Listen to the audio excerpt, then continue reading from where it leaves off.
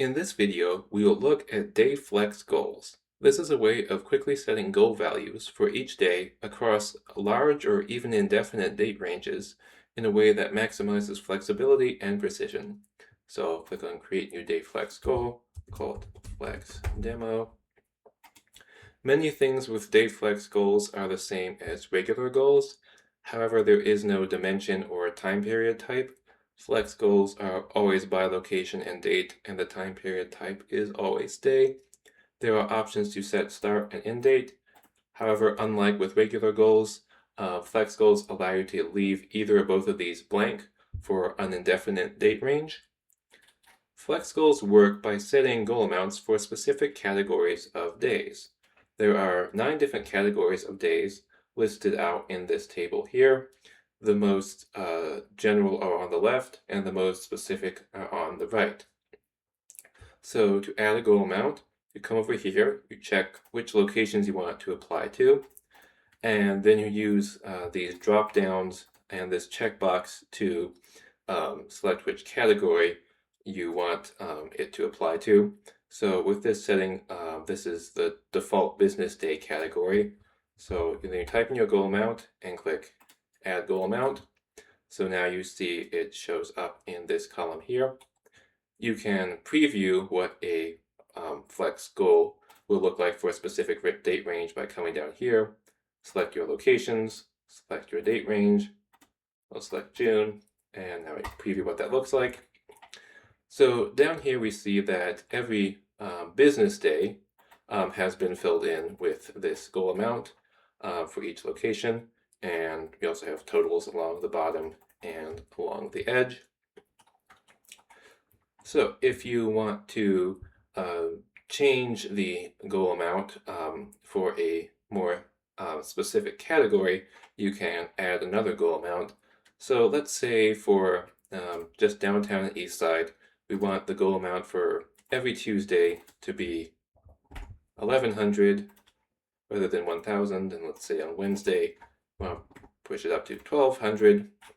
So that we can now click Preview, and now we see that the goal amount for Tuesday is now 1,100, and Wednesday is 1,200, and this only applies to downtown and east side. Rossville is still the same.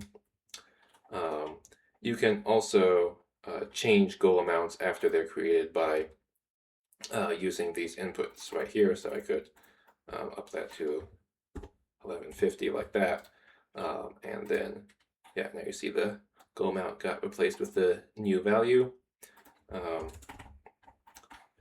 and there are even more categories that we can use. So there's also this date range. So let's say I want the goal amount for a specific date range to be different. So I'll select June 14th to 27th. So within that 2-week range, I'll put in a 2,000 goal amount. And now I click Preview. And so now if I come down to this date range, I see that from the 14th to the 27th, every business day in that range has been replaced with this new goal amount. And I can even add like a one for Tuesdays and Wednesdays just within that range.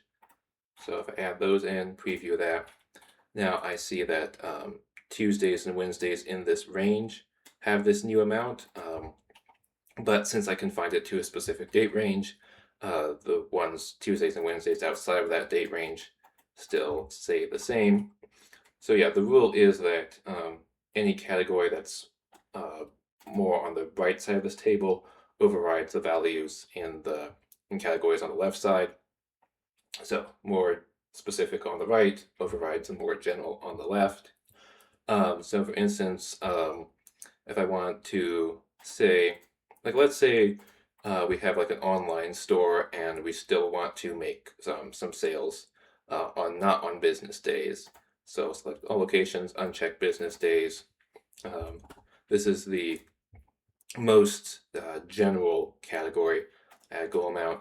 So add the goal amount of 100. to our in this column. So even though this is our daily goal amount, this won't make every day 100 because this category is all the way on the left, so it's being overridden by all these categories on here. So it'll only affect days that aren't affected by any of these other categories. So I can come down here, click preview, and you can see that only non-business days have this value filled in.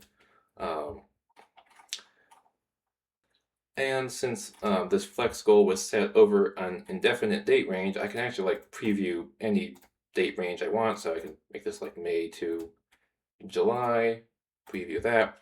And this just fills in these days from May all the way to July with the same rules for configuring the goal amounts that we have set up. If you want to, you can set a date range for flex goals. Like say if I set the date range to just the month of June, then you can still preview stuff outside of that range, but anything outside of that range will be 0. So in this case, May is all set to 0, June works as normal, and July is set to 0. So I'll set these back to indefinite. And then there's also the option to set the goal for a specific day. So I could select the single day here, just select a specific day, and let's see, that's 3,000. So yeah, now that will just set the goal amount for that specific day, and it will override any other settings. So I'll switch this back to June. Preview that, and now so if we come down to the 26th, we see that it's just set to 3,000.